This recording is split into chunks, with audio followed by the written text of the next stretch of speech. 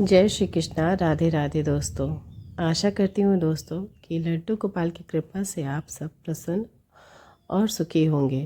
प्रभु की कृपा आप सब पर सदैव ऐसे ही बरसती रहे। दोस्तों, जब हमारे ऊपर दुख और विपत्ति आने वाली होती है तो स्वतः ही हमारा भगवान पर से भरोसा उठ जाता है और दुख आने के बाद तो हमें सिर्फ यही नज़र आता है कि भगवान ने हमारे साथ कितना बुरा किया। हम कभी ये नहीं सोचते कि ये हमारे प्रारब्ध का, हमारे बुरे कर्म का फल है। अपने बुरे समय के लिए, अपने दुख और विपत्ति के लिए हम सदैव भगवान को कोसते रहते हैं और क्रोध में आकर हम भक्ति को छोड़ दिया करते। लेकिन दोस्तों, अगर दुख की घड़ी में भी हम भगवान का हाथ थामे रहें, भगवान पर पूरा भरोसा बना के रखें, तो दुख कैसे दूर हो जाता है ये आपको आज की सच्ची कहानी सुनने के बाद पता चलेगा। दोस्तों, ये कहानी है आराधना जी की। आराधना जी जो कि लड्डू गोपाल की परम भक्त हैं। वो लड्डू गोपाल को ही अपना बेटा मानती हैं और लड्डू गोपाल भी एक बेटे की तरह, एक संतान की तरह उनके साथ रहते हैं। दोस्तों, भगवान सब कुछ दे देते हैं, सुख समृद्धि, प्रसन्नता, भोग, लेकिन भगवान हमें भक्ति जब देते हैं तो हमारी बहुत परीक्षा लेते हैं। आराधना जी के भी जीवन में उनकी बहुत सारी परीक्षाएं हुई, उन्हें बहुत दुख झेले। उनका जीवन भी कभी बहुत सुंदर हुआ करता था। उनकी छोटी सी एक प्यारी सी दुनिया हुआ करती थी। जब उनका बेटा अंकित उनके पास था, उनके पति उनके साथ रहते थे, उनका एक खुशहाल परिवार था। आराधना जी बताती हैं कि उनके विवाह के 1.5 साल के बाद उनके बेटे अंकित ने जन्म लिया। उसके बाद उनका जीवन संपूर्ण हुआ। वो बहुत ही प्रसन्न थी। उनके हस्बैंड दिल्ली में ही रहकर एक प्राइवेट नौकरी किया करते थे। आराधना जी की एक बहन जो कि नोएडा में रहा करती थी, उनके घर में एक पार्टी हुई। आराधना की बहन ने उन्हें उस पार्टी में इनवाइट किया, लेकिन उनके पति उस समय अपने ऑफिस के काम में इतने ज़्यादा व्यस्त थे कि वो आराधना और अपने बेटे अंकित के साथ वहाँ पर नहीं जा पाते थे। इसलिए उन्होंने आराधना से बोला कि तुम अंकित को लेकर मेट्रो से अपनी बहन के घर चली जाओ। आराधना ने अपने पति अतुल से साथ चलने के लिए कई बार बोला, लेकिन समय की कमी होने की वजह से अतुल ने आराधना के साथ जाने से इनकार कर दिया। मजबूरीवश आराधना को अपने बेटे अंकित को लेकर अकेले ही मेट्रो से अपनी बहन निधि के घर जाना पड़ा। लेकिन उस दिन एक ऐसा काल उनका इंतज़ार कर रहा था जिसके बारे में उन्होंने कभी सोचा ही नहीं था। जब वो नोएडा उतरती हैं अपने बेटे के साथ, तभी मेट्रो स्टेशन पर बहुत ज़्यादा भीड़ होने की वजह से उनके बच्चे का हाथ उनके हाथ से छूट जाता है और उनका बच्चा ना जाने कहाँ गायब हो जाता है। वो हैरान परेशान होकर पूरे स्टेशन पर जो भीड़ से भरा हुआ था अपने बेटे अंकित को ढूंढती रहीं, रोती रहीं, चिल्ला चिल्लाकर अपने बेटे का नाम लेकर अपने बेटे को दहाड़े मार मार कर चिल्लाकर बुलाती रहीं। लेकिन उस भीड़ में ना तो अंकित कहीं नज़र आ रहा था और न ही उसको खोजने का कोई ज़रिया मिल रहा था जिससे आराधना अंकित तक पहुंच सके। इतनी ज़्यादा भीड़ थी कि कोई मदद भी नहीं कर रहा था। बहुत रात हो गई लेकिन अंकित नहीं मिला। मेट्रो स्टेशन से भीड़ तो कम हो गई, लेकिन आराधना का बेटा अंकित कहीं भी नज़र नहीं आया। थोड़ी देर बाद अतुल भी वहां आया। दोनों पति पत्नी 1-2 दिन तक उसी स्टेशन पर बच्चे को ढूंढते रहे। पुलिस स्टेशन पर रिपोर्ट भी लिखाई गई। पुलिस ने भी बहुत ढूंढा, लेकिन ना जाने अंकित आ गया। काफ़ी दिनों तक दोनों अपने बेटे को ढूंढते रहे, लेकिन अंकित नहीं मिला। आराधना का जीवन अब बिल्कुल बोझ बन चुका था। दोस्तों, आप समझ सकते हैं किसी भी माँ से उसका नन्हा बच्चा अगर पिछड़ जाए, उसे ये भी नहीं पता था कि अंकित ठीक है या नहीं, कहीं उसे कुछ हो तो नहीं गया। बार बार बहुत ही नकारात्मक विचार आराधना के मन में आ रहे थे और उसका हर दिन सिर्फ रोते और दुखी होते हुए बीतता था। वो रात दिन भगवान से, लड्डू गोपाल से यही मनाती थी कि हे प्रभु, तू मेरा सब कुछ ले ले लेकिन मेरा बच्चा मुझे दे दे। मैं अपने बच्चे के बिना एक पल भी नहीं जी सकती हूँ। मेरी हालत बिल्कुल वैसी है जैसे जल के बिना मछली की होती है। मुझे तुझसे और कुछ भी नहीं चाहिए, मुझे बस मेरा अंकित लौटा दे। आखिर मैंने ऐसा कौन से कर्म किए जो तूने सब कुछ दे के मुझसे मेरा सब कुछ छीन लिया। बार बार लड्डू गोपाल से अपनी दुख प्रकट करते हुए वो बहुत रोती, लेकिन विधि का विधान दोस्तों कोई भी नहीं बदल सकता, स्वयं भगवान भी नहीं। अपने बच्चे की याद में तड़पते तड़पते 6 महीने बीत गए, लेकिन आराधना को उसका बच्चा नहीं मिला। उसका विश्वास रोज़ होता भगवान पर कि आज शायद मेरा अंकित मुझे ढूंढते हुए कहीं से आ जाएगा, लेकिन वो दिन भी निकल जाता, उसका बेटा उसके पास नहीं आता। आराधना के मन में फिर भी लड्डू गोपाल से एक आस बंधी हुई थी कि एक न एक दिन उसका अंकित ज़रूर आ जाएगा। एक दिन आराधना के पति अतुल ने अचानक से उसे एक ऐसी बात बोली जिसे सुनकर आराधना बहुत ज़्यादा परेशान हो गई। अतुल आराधना से कहने लगा कि मकान मालिक ने मुझे इस मकान को कुछ दिन में खाली करने के लिए बोला है और हमें मजबूरीवश ये मकान खाली करना पड़ेगा। आराधना बहुत ज़्यादा परेशान हो जाती। वो अपने पति अतुल से कहती है कि अतुल, अगर हम ये मकान खाली कर देंगे तो अंकित आएगा तो हमें कहाँ ढूंढेगा। हम ये मकान छोड़कर कैसे जा सकते हैं। इस मकान से मेरे बेटे की बहुत सारी यादें जुड़ी हैं। इस घर में वो रहता था, वो खेलता था, खाता पीता था। मैं इस जगह को कैसे छोड़ सकती हूँ। मेहरबानी करके मुझे ये मकान खाली करने के लिए मत कहो। वो मकान मालिक से बहुत ज़्यादा निवेदन करती है कि ये मकान छोड़ने के लिए मुझसे मत कहिए। अगर कल को मेरा बेटा मुझे ढूंढते हुए यहाँ आ गया तो मैं उसे नहीं मिलूँगी, फिर मैं अपने बेटे को कहाँ ढूंढूँगी। आराधना बहुत ज़्यादा परेशान हो जाती है। मकान मालिक उसकी बात नहीं मानता और मजबूरीवश आराधना और अतुल को वो मकान खाली करना पड़ता है।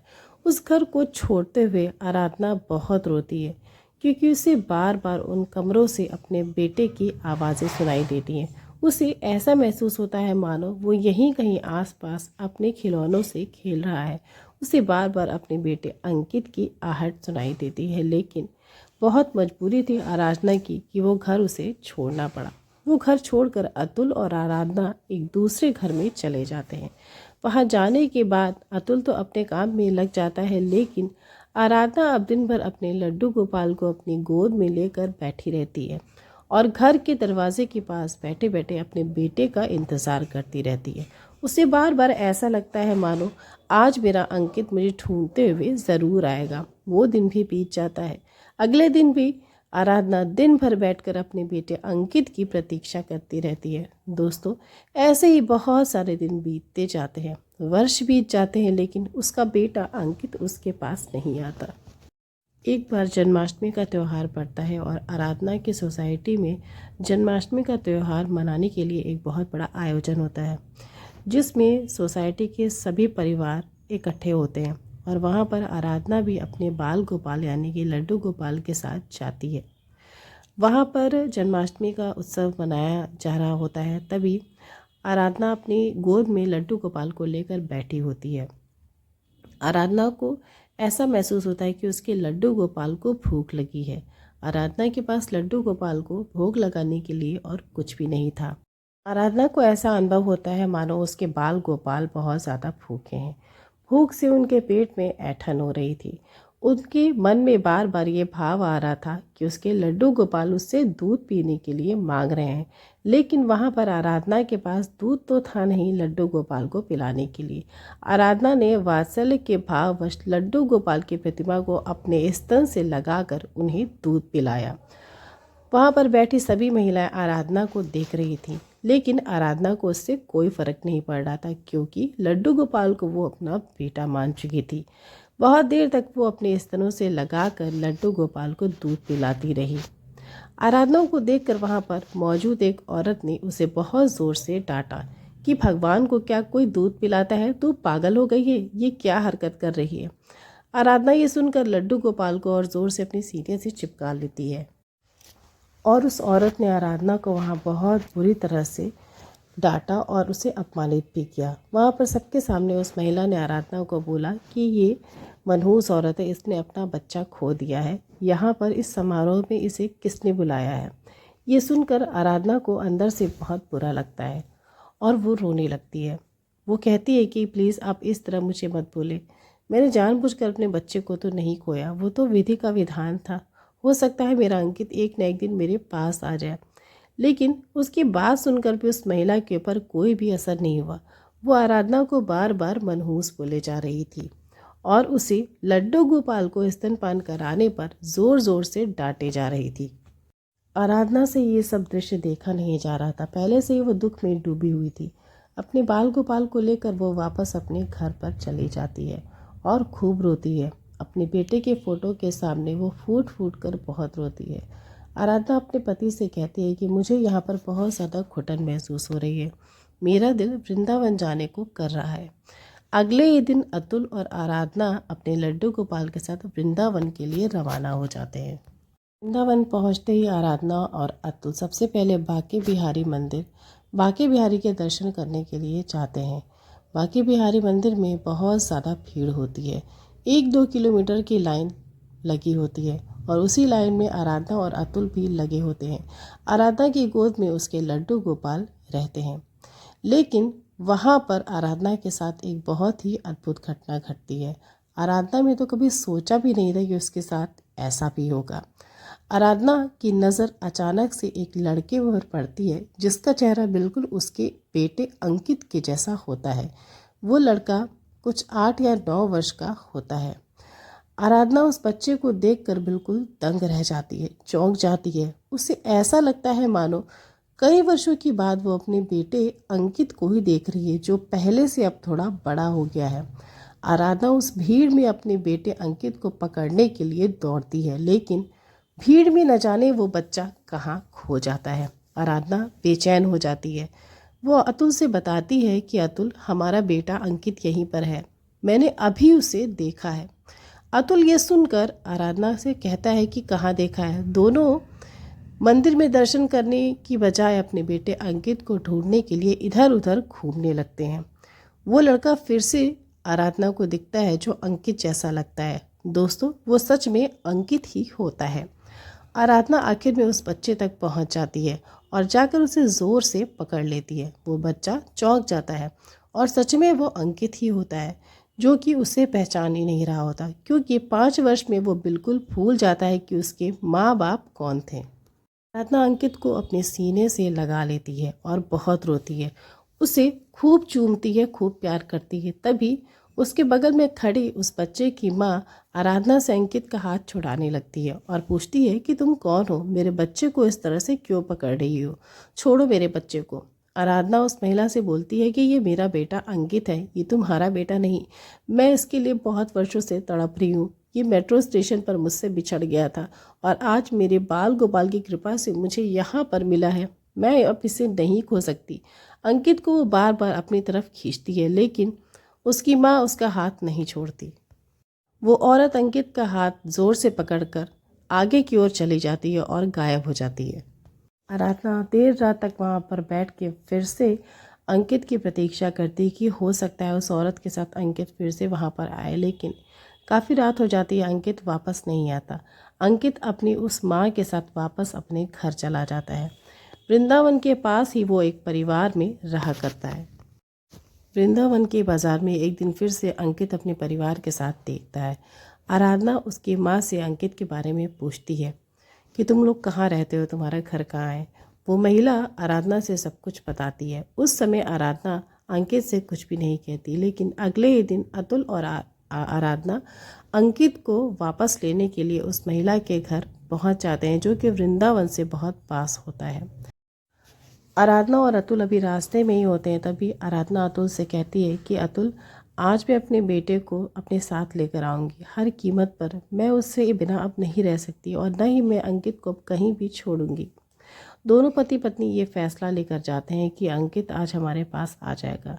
हमारे आंखों की बरसों की प्यास जो है वो बुझ जाएगी। इतने सालों से हमने अपने बेटे को नहीं देखा, उसे प्यार नहीं किया, हमारी वो सारी प्यास आज मिट जाएगी।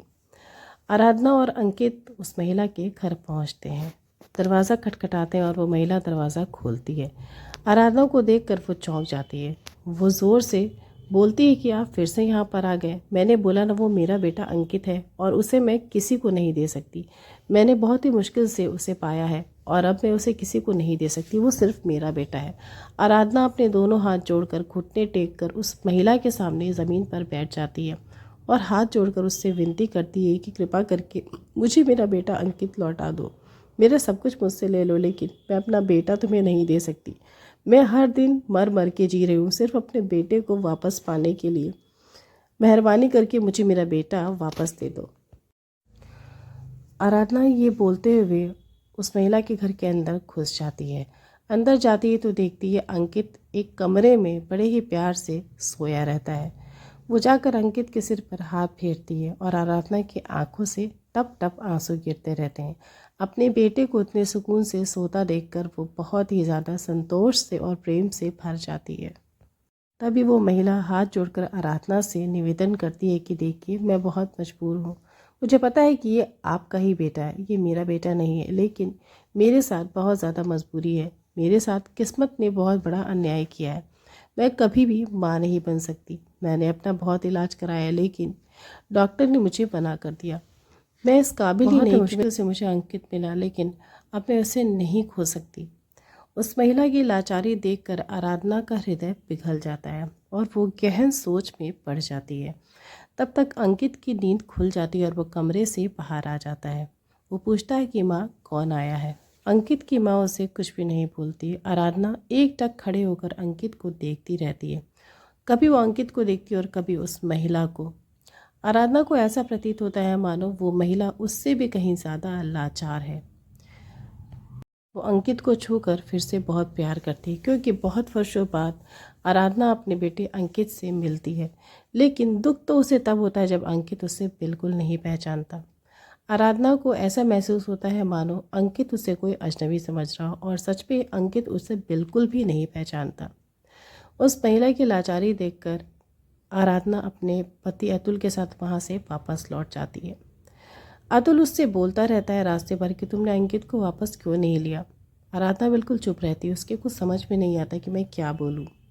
वो वापस घर पहुंच जाते हैं और बार बार उसका पति उसे पूछता है कि तुमने आखिर हमारे बेटे को वापस क्यों नहीं लिया।